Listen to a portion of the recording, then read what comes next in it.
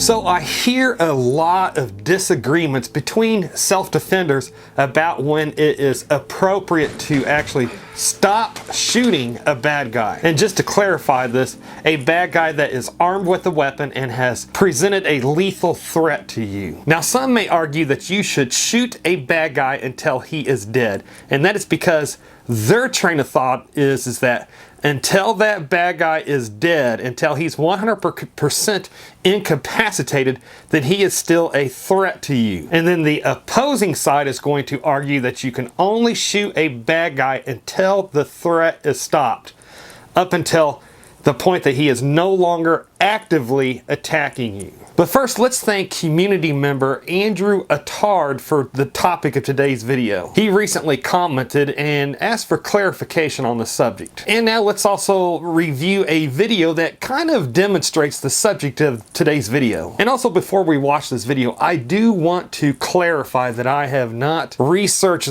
what's happened behind this video 100%, so I may get some facts wrong in this video. And if I do, then just please comment below with what the correct fact is, and also too with the link that shows what the correct fact is. So in the video, the self-defender pulls up and parks his car, and behind him in the black car, a known adversary to the self-defender, somebody that he has a history with, pulls up behind him and gets into his trunk and pulls out a large stick. And now the aggressor starts attacking the self-defender with that large stick, and the self-defender retreats back into his car to get his gun. Now here's the first shot from the self-defender. And please notice that the attacker drops the stick after the first shot. And I think here's a second shot. And then as the attacker is doubled over and, at least at that time, seeming to be more concerned about his gunshot wounds rather than continuing the attack, then the self-defender reaches over a bystander that's between them and then puts a third shot into the attacker, which I believe ends up killing him. Okay, now we'll just rewatch the video again without any interruptions.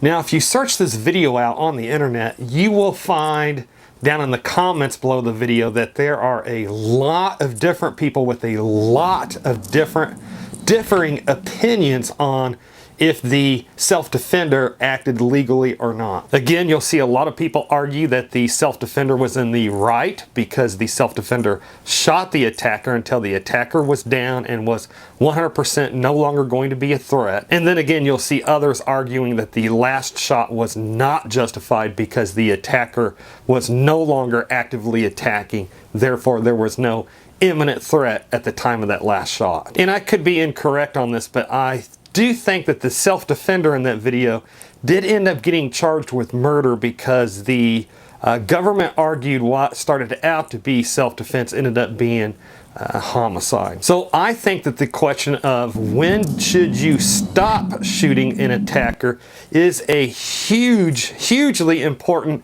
question to answer for the self-defense community, because bad guys rarely immediately drop to the ground and rarely immediately drop their weapons after you shoot them, at least the first time. And also because most areas, their self-defense laws state that you can use deadly force to stop a threat, not just to kill the bad guy. So here's my take on the subject, and this is from somebody that's certified to teach the use of force and also the deadly use of force through my state's police academy. In most areas, you're only going to be able to use deadly force against an attacker that's posing a immediate and deadly threat to you until you can reasonably believe that he's no longer capable of continuing his assault against you. For instance, if you shoot a bad guy that has pulled a gun on you, and after you shoot him, he drops to the ground, but he is still conscious and he still has that gun in his hand. And this is especially true if he starts slowly raising that gun back up. Then the self-defense laws in most areas will probably still allow for you to shoot that bad guy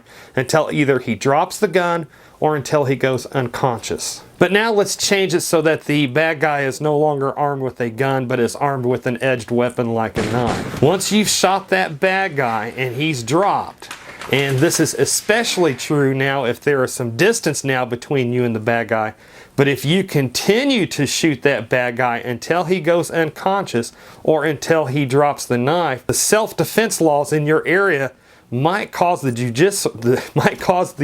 judicial system in your area to frown on you for that. Your area at that point may expect for you to ensure that that bad guy is going to continue his attack before you take more shots at him, because they're going to take the belief that the bad guy has been immobilized enough that he can no longer present an immediate threat to you, because his edged weapon is not going to have the same effective range as the bad guy with a firearm. And then let's revisit the video. A prosecutor is probably going to argue that it was murder because after the first shot, the attacker dropped his stick and was therefore no longer a deadly threat to the self-defender. And then he's also going to argue that the bystander was acting as a barrier between the attacker and the self-defender. And then he's also going to argue that for a stick like that, for it to be a deadly threat to somebody, that it's going to be brought up so far and swung so wide to cause the amount of force needed to actually present a danger to somebody. And then that prosecutor is going to argue that at that point the bad guy was immobilized enough that that bad guy was no longer going to be able to effectively swing that stick with the force that would be needed to actually cause further injury to the self-defender. And then lastly, the prosecutor is probably also going to argue that the self-defender on that third shot went from being an actual self-defender then moving himself to becoming the judge, jury, and executioner there at the scene. But let's flip sides. Some people will argue that until the attacker is completely immobilized, or until he's dead or at least unconscious, that they fear that once the attacker does take a second to collect himself, and then also takes a few seconds to process what has happened and to process the pain that he's feeling, that as long as that attacker is still conscious and can still access that weapon again, that attacker is still an imminent threat and should be shot until he's at least unconscious. Now here's what the defense attorney for that self-defender in that video is going to argue. He's going to say that his client was still emotionally wrecked from that violent assault that the attacker did on the self-defender. And he's also going to say that it all took place so quickly, from the first shot to the final shot, that it all took place in about 6 seconds time, and that his client just did not have enough time in his emotionally wrecked state, but his client did not have enough time to fully comprehend everything that was happening and just kept acting until he felt like the threat was over. And he's also going to argue that his client's caveman part of his brain took over, and that he developed tunnel vision, and that he didn't even see or comprehend that a bystander had stepped between them, actually causing a barrier. And he will also argue that the self-defender, his client, did not comprehend that the attacker had dropped that stick. And then the self-defender's attorney will try to argue it in the most simplest terms as possible. The attorney will probably say, because of that tense and rapidly evolving situation, my client's caveman brain took over, and his brain was simply telling him, if that attacker's standing, you have stick attack. If that attacker is down on the ground, no more stick attack. And real quick before we move to the next point that could really help you keep yourself out of jail should you have to defend yourself, a poll should be appearing in the upper right hand corner of the screen just about now. And do me a favor and go take that poll and cast your vote if you think that the self-defender was in the right in that video, or if you think he committed murder in that video. Folks, there are a lot of gray areas in our laws, and in many areas, their self-defense laws, generally state that a self-defender can use deadly force to protect themselves against a deadly threat up until the point that that deadly threat is over with. And this is where the gray area comes in at, exactly when has that threat stopped. And something that we have to remember is when we are watching a video, that deadly threat actually stops faster for us that's watching the video than it does for the person that's actually experiencing that situation in real life. We do have to remember that many times when we're watching a video like that, that we are watching that video in a calm, sterile, clean environment, and we're thinking with our analytical brain. But that person that's in that situation is not in a static environment. He's in a very dangerous environment, and he's probably thinking with his caveman part of his brain. And then also realize this: when you see a controversial video like that, and there's a lot of differing opinions on the people that watch that video, with, you know, half the people saying it was a good shooting and the other half of the people saying it was a good shooting up until that final shot, or whatever they're saying. But when you see a large differences of opinions between people, you got to understand that those differing opinions are also going to spill over to the police officers that's going to first arrive to the scene. It's also going to spill over to the different elected prosecutors across this country. It's also going to spill into differencing of opinions between judges and also the jurors that will end up serving on the jury that could decide your fate. So let's take this video again. The first shot is a pretty obvious justified shot. The bad guy has the stick in his hands and he's trying to hit the self-defender with it. And then the second shot is probably okay also because the self-defender did it about 3 seconds later and probably just hadn't comprehended and analyzed everything that had happened in that short time. But then this third and final shot really starts getting into the gray zone, with half the people arguing it was murder and then the other half arguing that the bad guy was still a threat until he was completely immobilized. So here's an easy way to put it. If you live in a state with strong self-defense laws, if you shoot your attacker so that he is no longer posing an immediate threat to you, for example, he's dropped to the ground, he's dropped his weapon, he's started creating distance between him and you. But if you live in a state with strong self-defense laws, then you probably won't face any criminal charges after an incident like that. But however, if you take 1 or 2 more shots just to ensure that the bad guy can no longer become a threat to you again, then just know that you are putting yourself into that gray area of the law. And you're taking a game of chance, because the people that will judge you will probably have differences of opinion on your actions, just like all the commenters, the people that comment, like on the video that we just watched. So my advice to you is, first, learn if your area's self-defense laws even allows for the use of deadly force against a deadly attacker to you. And then my advice to you is then to only shoot an attacker until you comprehend that he is no longer an immediate deadly threat to you. And then would be a good time to reassess the situation, if you can do so, but reassess the situation to see if follow-up shots are needed or not. For example, if the bad guy starts reaching for his gun again, if the bad guy grabs his knife again and starts trying to get back up off the ground.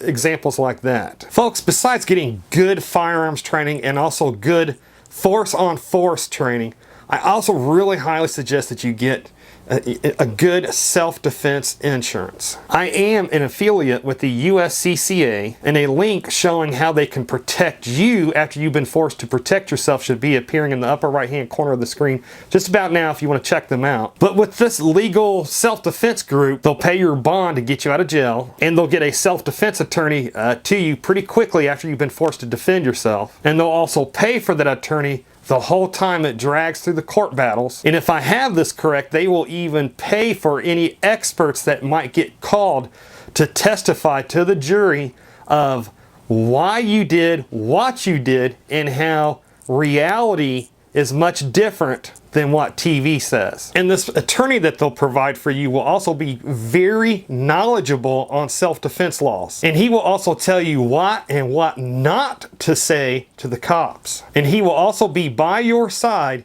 if and when you decide to give a formal statement to the police. And folks, we have to remember to think past of just the part where the cops show up after you've been forced to shoot somebody.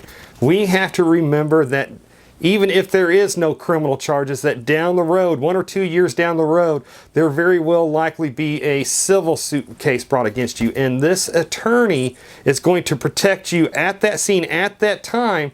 And he's going to be thinking down the road.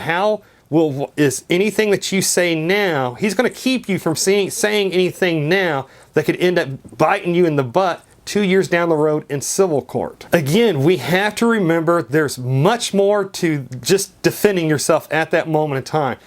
There is preparing and training yourself for when you will have to defend yourself. And then when that moment of truth arrives, then that's when you effectively protect yourself against that bad guy.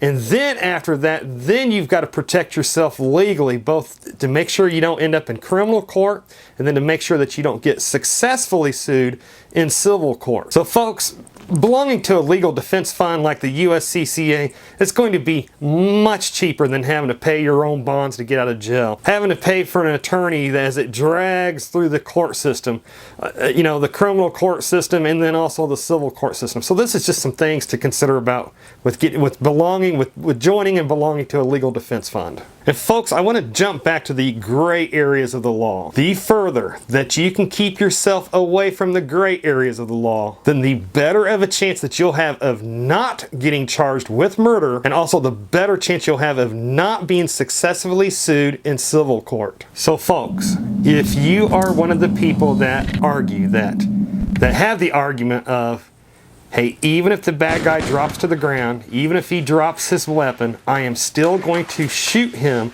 until I know that he is 100% incapacitated, until I 100% know that there is no way he can produce another weapon off his body or something like that. If you are one of those people that make that argument, just really understand that you're really putting yourself into the gray areas of the law. That you're really putting yourself out there legally, and you're really taking a big gamble. So folks, what's your thoughts on this video? What's your thoughts on the example video that we used?